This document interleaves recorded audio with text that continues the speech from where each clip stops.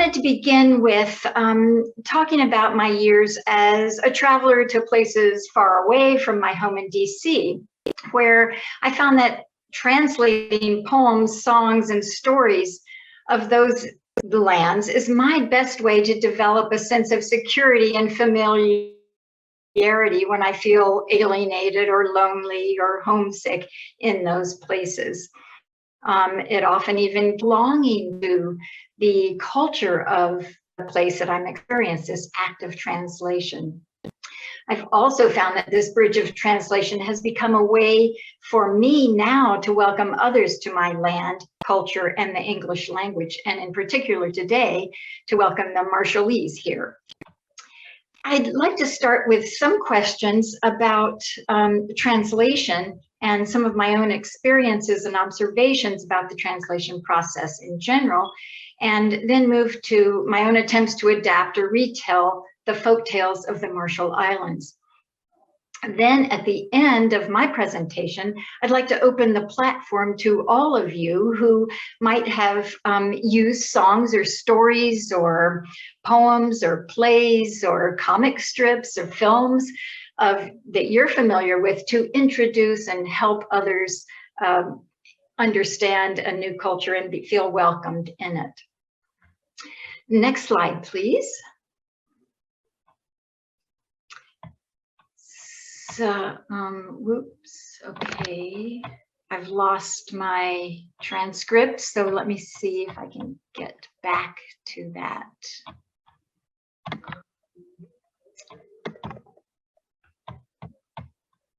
Oh, shoot.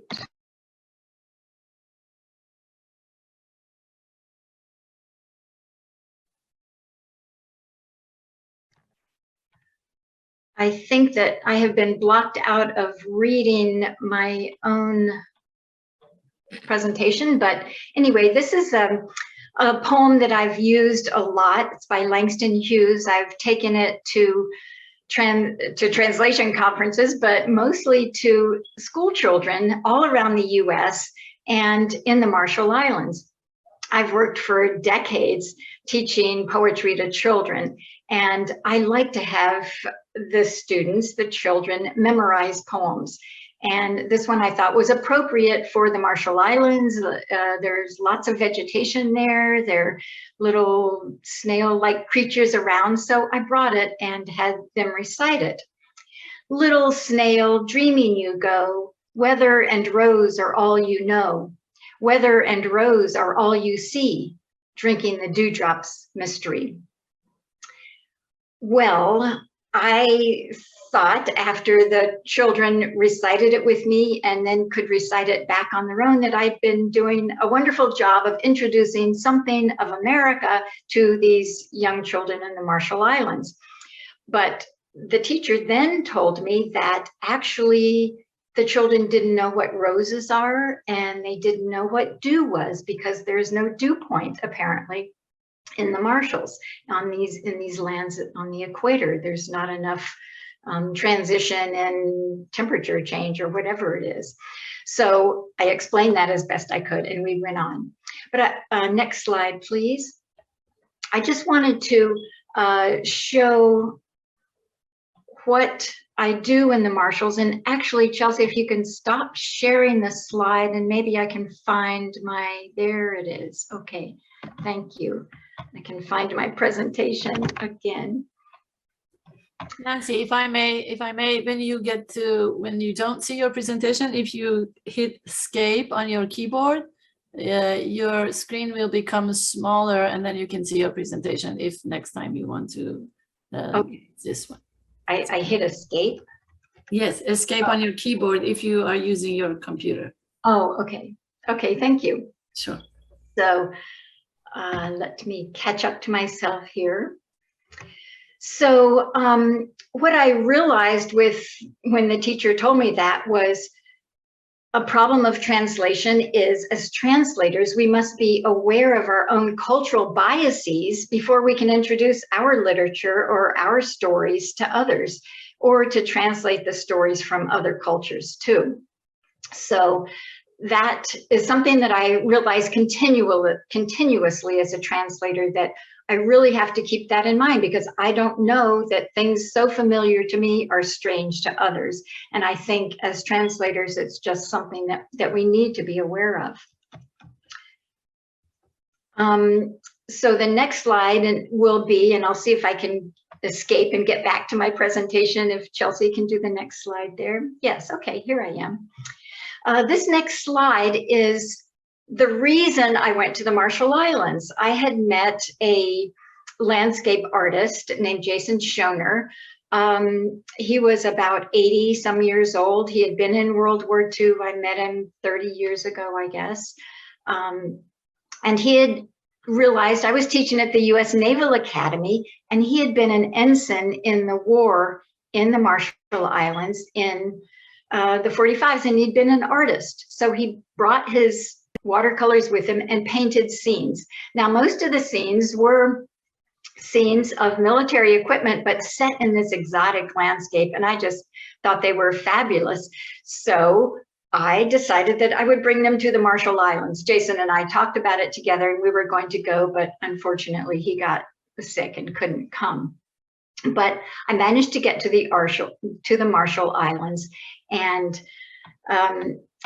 that is where I began to work on the stories. And the next slide will show what I do with my stories. So during my 10 days in the Marshall Islands, the only time I've been there and my whole time there, I was in Majuro, the capital of the islands, and between exhibit preparations for the exhibit that I was going to do of Jason's work, that I had prepared of Jason's work, I had about 12 or 15 watercolors of his that I brought and set up in the College of the Marshall Islands in their library. And when I wasn't working on the exhibit or opening the exhibit and giving talks and poetry workshops, and when I couldn't more actively explore the island, I spent my time reading through the literature about the Marshalls that I found in the library. One typescript that I came across that especially fascinated me was of a group of folk tales recounted by Marshallese Nato, or storytellers. I brought a photocopy of these tales back home to the US with me, and off and on for the next 20 years have reworked them, adapting them, retelling them, eventually illustrating them too, enabling me to add colorful visual portraits of people, places, and animals to the stories. This slide shows my typical method of illustrating the story with an animal, plant, or human artifact in front of a map associated with this story. So here the seabird, a pejuak, stands before a rendition of the entire double chain of islands of the Marshall Islands. You can see the double chain by the separated by the dotted line there, the slashed line. And so all these islands and atolls make up the Marshall Islands. Of course, as I realized, translating or even retelling stories from another culture raises several important issues. Next slide, please. So first is the question of cultural acquisition. Who has the right to the material? The people of that culture only? And who has the right to translate it? A bilingual native speaker, a non-native speaker who knows the language and something of the culture, a target language storyteller who is familiar with neither the original language nor the culture? Except for Yokwe and a few scattered phrases, I am totally unfamiliar with the Marshallese language. In fact, as a translator, I translate mostly from languages I don't know, such as Vietnamese or Nahuatl, or have only a graduate school reading knowledge of, such as Spanish or French. Yet, as a literary translator in a long tradition of English poets translating from languages they don't know, and a poet myself, attuned to the sound and feel of words, I do feel confident in the literary quality of my translations. But another issue that I faced with these stories in particular is the fact that these stories are from oral tradition. This results in many different versions of the same tale. So a multiplicity of versions. For these Marshallese folk stories, I worked from a variety of sources. The typescript that I mentioned, several printed collections, one in a bilingual edition, and recent online versions posted by American Marshallese organizations. How could I choose which version to use? What if I combined versions?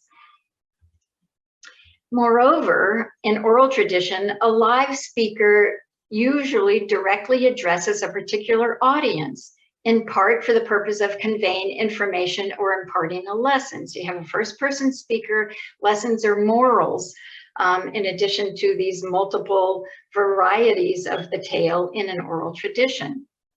So how best could I get this sense of orality through? Working from my belief that the benefits of literary adaptation include sometimes ample freedom to rearrange the storyline, refashion the words themselves, I designed a set of guidelines that allowed me to shape my versions of these individual folk stories and to, at the same time, provide an overall unity to the collection as a whole. Next slide. So the storytelling devices that I found especially useful in my adaptations included direct address. Direct address to the audience, especially at the beginning and possibly too at the end.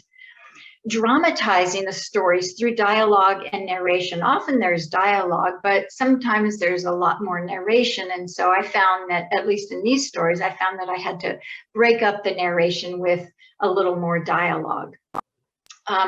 There were unfamiliar settings, animals, and activities unfamiliar to a Western Middle American type person, and I wasn't familiar with these island settings. So I thought adding some few descriptive phrasings to the settings or descriptions of animals and vegetation and human activities even would help. So I tried to do that. Include just little tags or sometimes little definitions, including the Marshallese words and phrases to give a flavor of the original. So then I would include those, but also include the word in English. Highlight the story's moral or lesson with a direct address to the reader, which helps involve the reader and perhaps keeps him or her engaged even after the story is finished. And I usually found, I think in most of my stories anyway, I usually put that little moral or lesson at the end of the story in direct second person addressed. You might do this, or you might see this if you went to this place, Yokwe, in the tidal area on the pool in the Marshalls in Anahuac Atoll. So in the end, I did come up with what I think are stories that can entertain and enlighten both old and younger readers and provide stories of lively characters faced with fascinating dilemmas in a remote island setting, so different than most landscapes in the US. Next slide, please.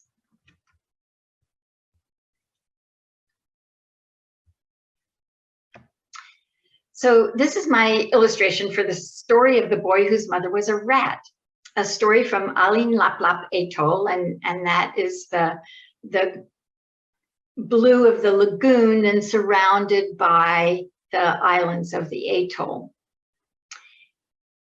In the opening paragraph that I'll read in a moment, you might notice how I use dialogue, include Marshallese words and expressions, and provide slightly elaborated descriptions of place. One phrase that a lot of the stories begin with in the many different versions that I saw of the Marshall stories was long, long ago, or long time ago. So I included that in this story. I didn't put them in every story because I didn't think, I have 9 stories in my collection, and I didn't think I would start the exact same way with each story. But I may revisit that or find another little way to introduce that same thought about the folkness of the stories, that it's all happened a long time ago. And I, as a narrator, am just bringing it to you now. So here's the beginning of the story.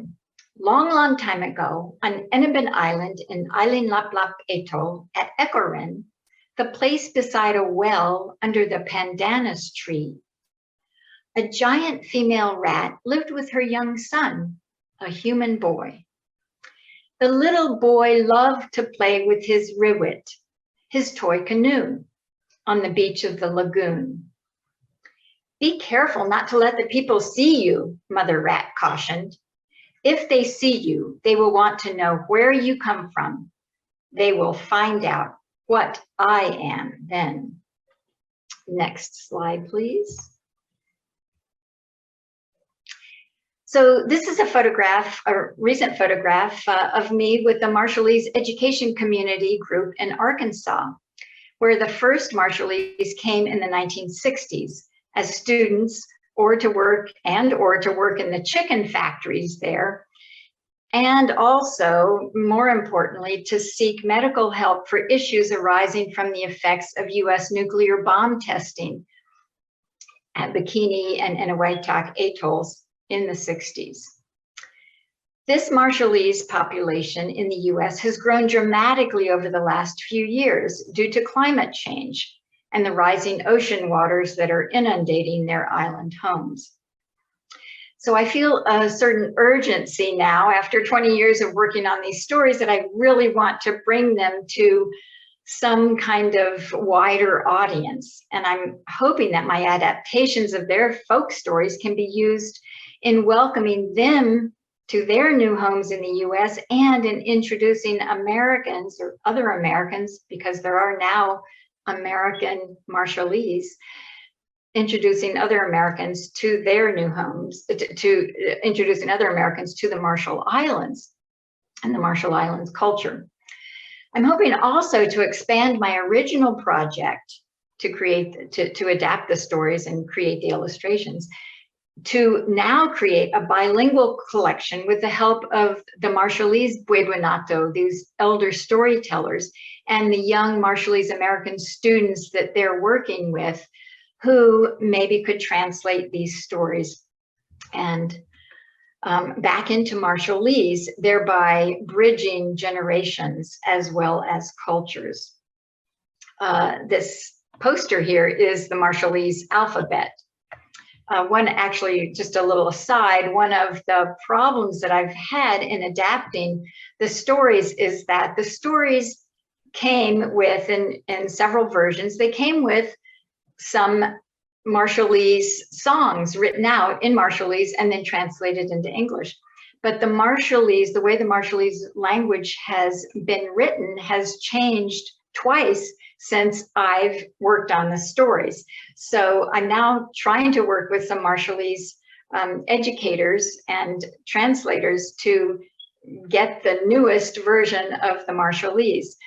Unfortunately, this Marshallese community that you see here has been hit hard with COVID, and I've been working with them off and on for a year, and we have not really been able to get together to work on the stories. Another issue, of course, going back to the beginning, is that issue of cultural acquisition.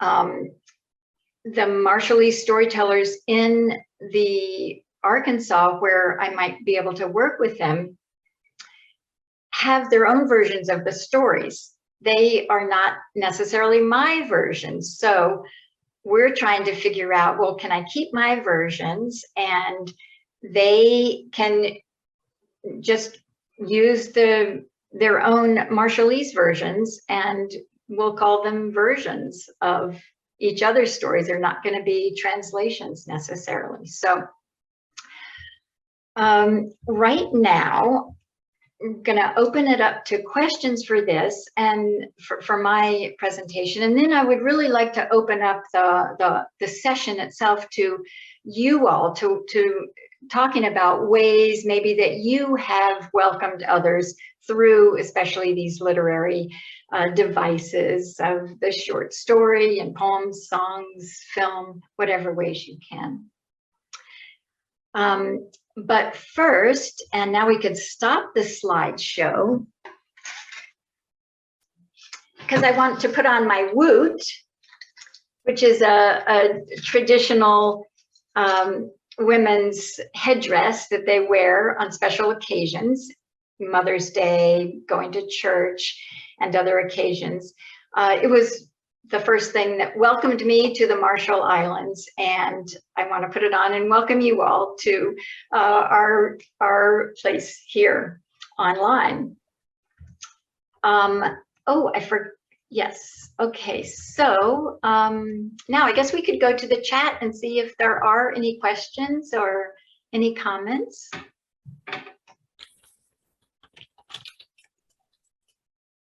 Thank you, Nancy. Charlene has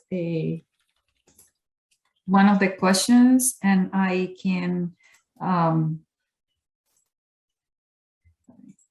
second.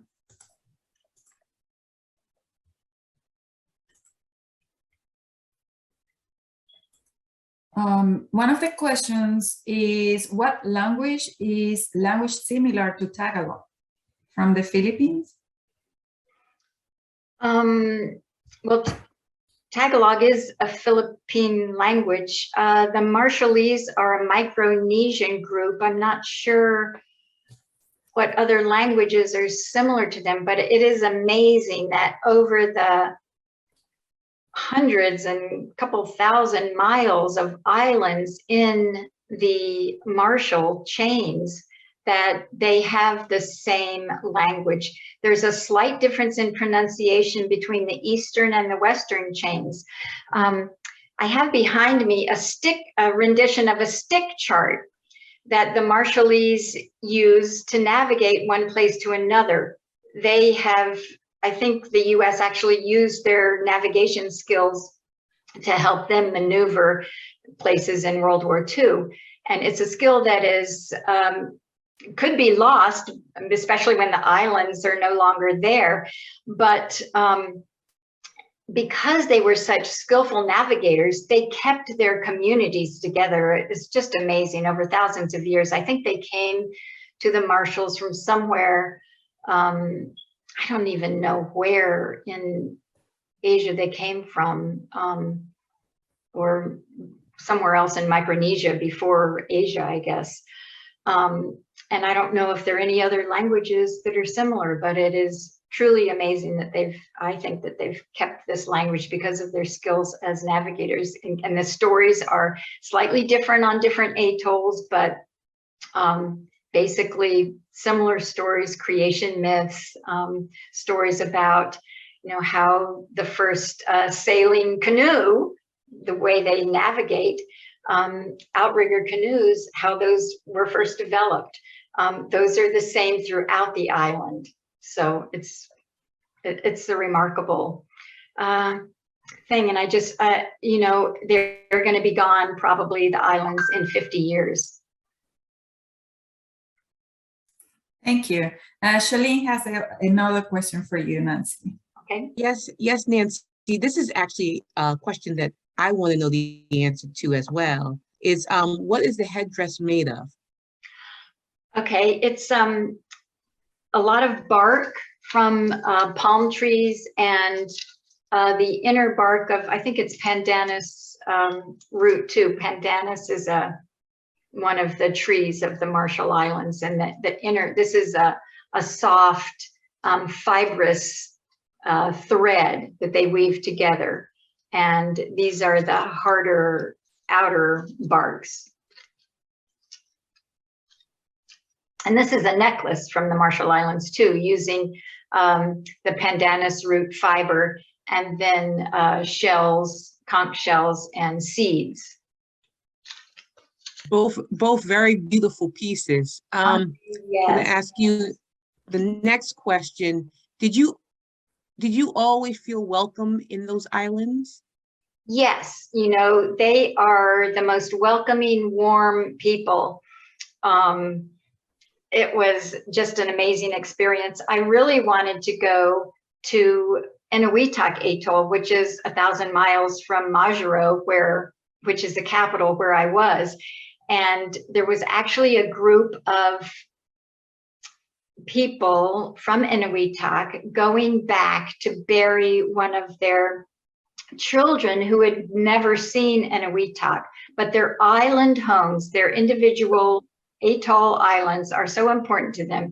They wanted to take him back there. So they were going, and they said I could come along, but I couldn't get back in time to get my flight back to the US. So then I had a helicopter pilot who brings people who are really sick to Hawaii. And he was trying to figure out how he could give me a ride, but couldn't really do that either. So I just stayed in Majuro. But Majuro itself is a long, skinny island around a lagoon.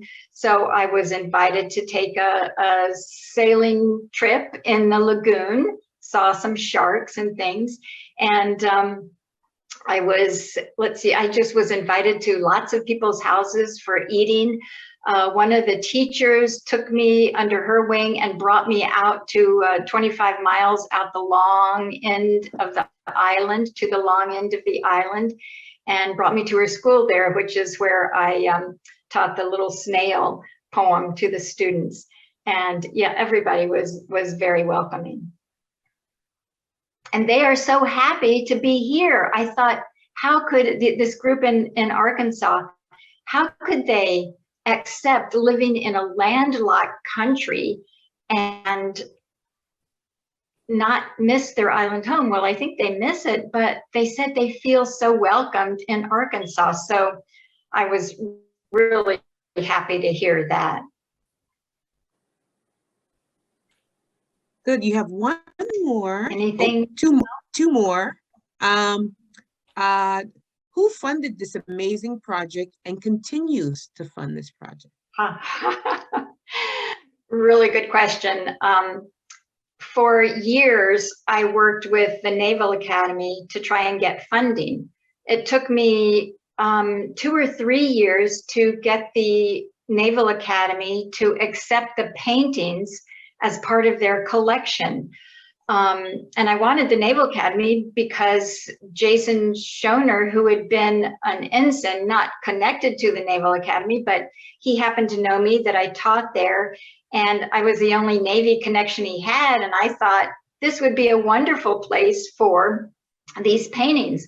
But anyway, it took me a couple of years to get them accepted. And then when I started thinking about what else I could do, I planned exhibits for them. I had an exhibit at the Naval Academy, one at St. John's College, one at the Navy Yard in DC, and I just did all of those myself.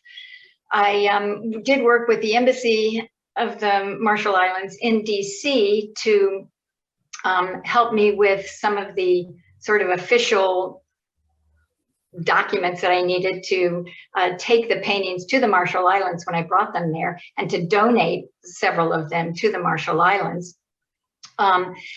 But when I asked the Naval Academy to give me funding to travel to the Marshall Islands, I asked through my English department first, and they said, oh, they don't have any funds. And I think I worked on trying to get funds for about 5 years, and I couldn't get any. So then I just realized, you know what? I'm just going to do it myself. It was before my kids were going off to college, so I still had some extra funds there. So I just went, and then I actually told my chairman that I was going, and he said, oh, well, maybe we can get you some. But yeah, nobody was very helpful, and nobody's helping me now. I don't know how. I do have a publisher, a self-publishing publisher who's very supportive and does great work, and I probably just publish through them and, you know, pay them to publish them, and maybe some people will buy the stories. Thanks. I think there's also a hand raised as well. I think somebody had a question. You can go ahead and take yourself off mute and ask the question. Yeah, I pointed, I just came back from, it's not just in poetry, I just came back from a workshop that had to do with team building, and the American facilitator used animals to ask the international participants, pick an animal to participate in. And he picked an owl, a fox, a teddy bear, and I forgot the two other animals. And there were people from, first of all, who didn't know what a teddy bear was. And when he explained that it was a toy, they couldn't understand why you would put a teddy bear in the category, and how does it fit into team building. The other one was an owl in some cultures is the exact opposite of what we in America see as an owl, as a wise animal, and shunned totally away from the owl when this is exactly what they felt. So animals have a very different connotation in folklores of other countries, not only in poetry, not only for children, but when you do interpretation, be it interpretation or translation, this comes to play in various levels of explaining a cultural explanation, cultural interpretation, what you're doing. That's exactly right. And it's something, as I mentioned, that we really do have to be aware of, like rose. Who hasn't seen a rose? But, you know, that's because I came from an Anglo-American tradition, and roses grow all over in England and in the Eastern United States anyway. Yes, that actually, I love that idea of using animals to get people of different cultures to tell little stories about themselves and maybe open up. I mean, it might be a great way to get the Marshallese children in America and their American classmates to get to know each other a little better. Maybe there's some other ideas that you all have out there of ways that literature can be used, or stories or creatures. Yeah. Yep. Yeah. So you have a couple of, Nancy, I was going to share a couple of comments in the chat with you. Okay. One person suggested that maybe you should try the State Department in terms of funding. They said one of our members is connected there. So. Okay, thanks. Yeah. Also, Farah, you'd like to share in terms of an experience? Sure, if I am allowed, Nancy. I think I mentioned before, and you seemed to be interested in my story also. I remember when I had just come to the US 30 years ago, I was living in a house with some Americans, one of whom was very interested in comics. So on Sundays, I would always hear her laughing. You know, it was like a moment of laughing out loud, and then she would stop, and then like 3 minutes later she would laugh again. That was Sunday mornings. So I would go out and I said, what is it that you're laughing, like, you know, in there's intervals of like 3 minutes, 5 minutes. And then she told me that she was reading the comics, or looking at the comics, which were pretty big in on those days, and Sunday paper. And then she started showing me, you know, I would look at the comics. It didn't make sense to me, and I didn't understand it, because they were referring to so many local or national subjects or material that, you know, my English was pretty good, but I didn't know all those things that those comics were related to. So she taught me gradually what they were referring to. And it was a very interesting process of learning about the culture, and learning how hard it is, but then how interesting it is to learn about the culture of a nation through the comics, where they discuss, or they bring about the very delicate and very a lot of things that you don't write about, or you don't need to write about. And then there's only one picture, but it has so much to explain for that one picture. So I found it very interesting, and it was fascinating to understand the comics. I still try to understand the comics, even living here after 30 years. Sometimes I don't understand the comics, but I think it's very interesting to learn the culture through comics. I think that sounds like a great idea. Again, one that could be included in education, you know, and I guess maybe it's more acceptable now to have literature in graphic novel form or something like that. So it is becoming accepted, but to use it as a bridge between different cultures would be a great idea. Thank you. You're welcome. Thank you. Nancy, I'm going to go back to the questions. You have another question in the chat. It's sort of a combination. Your point about sensitivity to cultural acquisition and the long line of English poets who translated exotic languages without knowing them.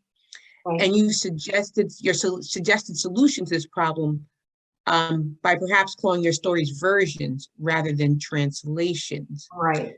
But could a translation more appropriately be called in this context the construction of an object for investigation and control?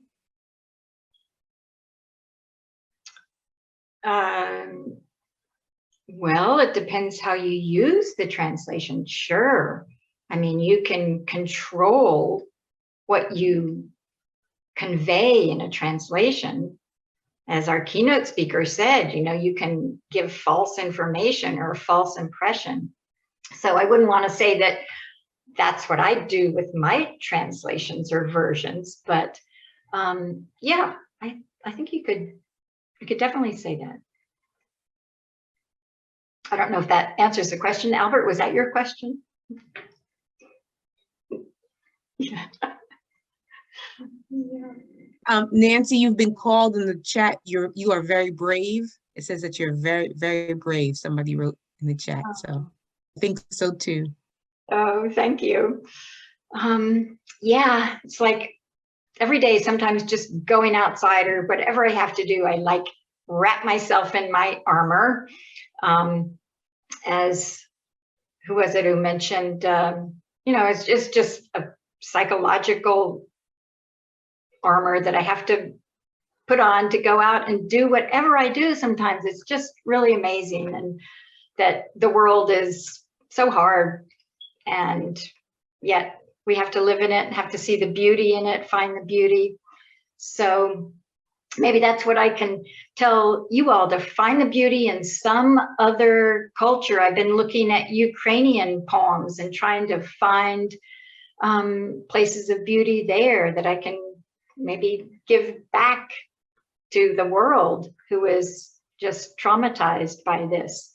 My daughter-in-law is Burmese. The things that are going on in Myanmar, the suppression of democracy and the killing of young people who are standing up for democracy.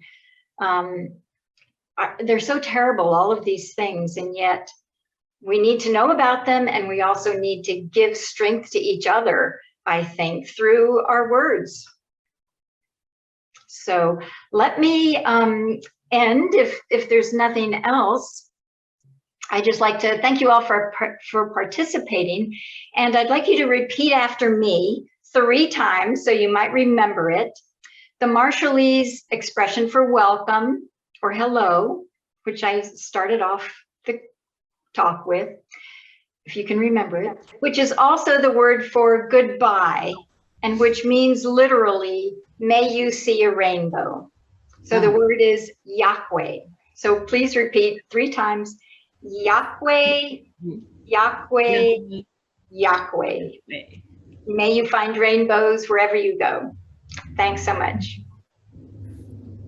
Thank you so much.